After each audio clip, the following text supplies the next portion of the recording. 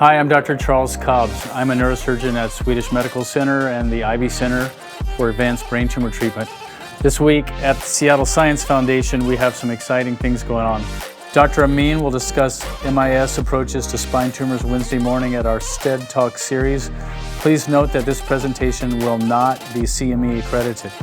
Dr. Chris Hong from Harvard University Medical School will be our guest Thursday for our John Jane Memorial Visiting Surgeon Lectureship.